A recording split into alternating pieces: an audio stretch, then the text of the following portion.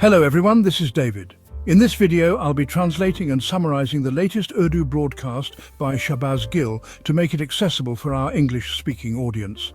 Let's go through the key developments and insights in Shahbaz Gill's words. Starting with today's most heartbreaking and tragic news, it comes from the Kuzdar region of Balochistan. Sometimes, certain incidents are so painful that one doesn't even have the courage to share them. The news is that this morning in Kuzdar, a bus carrying children from APS, Army Public School, was hit by a car filled with explosives. There were 40 children inside the bus. According to initial reports, 7 children have been martyred and the rest are injured. We pray to Allah that most of the children survive this horrific incident. These are very young, innocent children. But based on the visuals coming from the scene, the condition of the bus and the footage being shown, it doesn't look like many could have survived. It's an extremely tragic situation.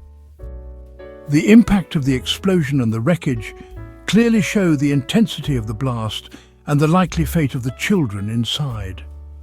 Heart-wrenching images and scenes are emerging. School bags and shoes of the children are lying around.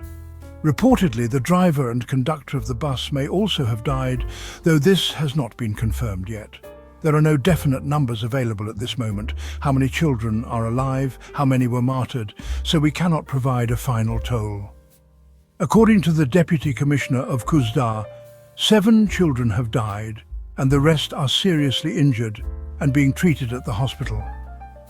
Please pray with me that the children who are alive or could be saved are protected by Allah.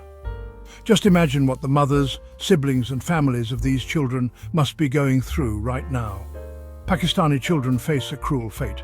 At times they face Indian missiles and are martyred, and if they survive that, the next day they are bombed by our own drones. And if not that, then terrorists target them. This is the reality today. Now, the groups installed by our Field Marshal won't even blame India for this. Over the past 2 or 3 years, even our generals have stopped naming India. General Bajwa's entire doctrine was about avoiding confrontation, regardless of India's actions. The Guardian reported how 25 to 30 people were killed inside Pakistan, yet we remained silent. When 440 people were abducted on the Jafar Express in Balochistan, we stayed silent.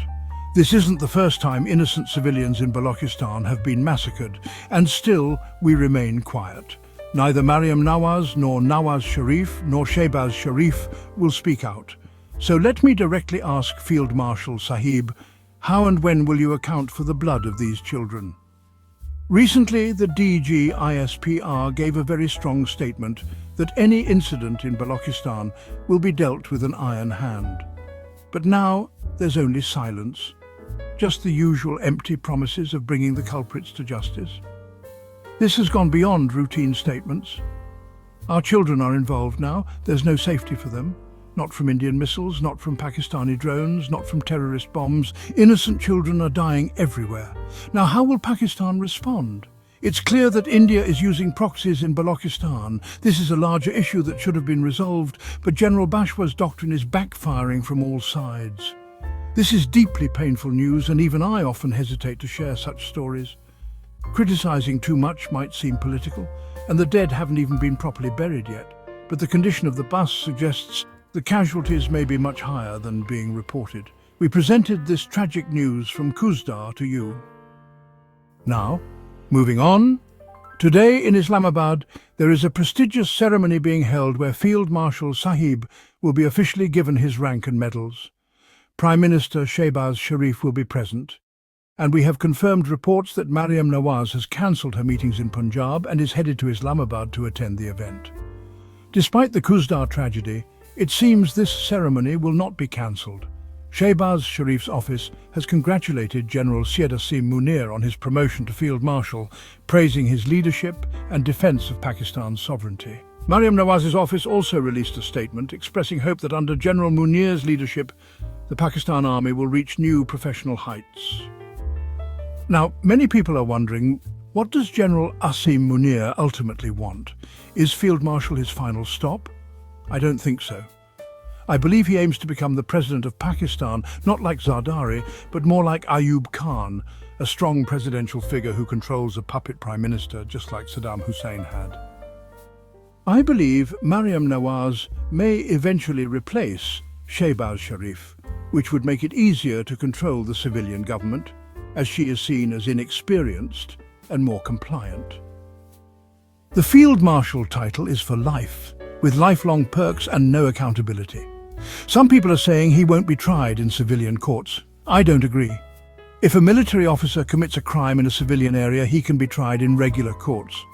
The judiciary can also revoke any military title if the environment changes, just like it happened with Pervez Musharraf, who was sentenced to death under Article 6. Veteran politician Javed Hashmi has also spoken out, suggesting the Field Marshal retire honourably, warning that the day might come when no one calls him by that title except his own family. Mustafa Nawaz Kokhar has also voiced concerns, fearing Shahbaz Sharif might hand over all power to the Field Marshal. All signs point to a future where General Munir becomes head of state. Even PTI, once defiant, is being told it must apologise and beg for forgiveness before being allowed back into politics. Commentators like Munib Farouk are pushing this narrative shamelessly. Meanwhile, Imran Khan continues to face harassment. Attempts were made to conduct a polygraph or lie detector test on him in Adiala jail, but it was halted because his lawyers weren't present. Khan later said these tests are just meant to humiliate him and please the Field Marshal. He also pointed out how Yasmin Rashid is still in jail, while Andlib Abbas, who gave a press conference, was released, showing how those who submit and cooperate get leniency while others are punished. On the legal front, the Supreme Court of Pakistan has upheld the death sentence in the Noor Muqaddam case. The second death sentence related to sexual assault was converted to life imprisonment, but the sentence for murder stands. Lastly, in Sindh, tensions continue over irrigation issues. After police fired on protesters, the public retaliated by setting fire to the Interior Minister's house, raising anti-Pakistan slogans in the process. I had more political content prepared, but frankly, after the Kuzdar tragedy, my heart just isn't in it. The images we received were so gut-wrenching that it's difficult to focus on anything else. Children were not spared. And meanwhile, our leaders are busy with their titles.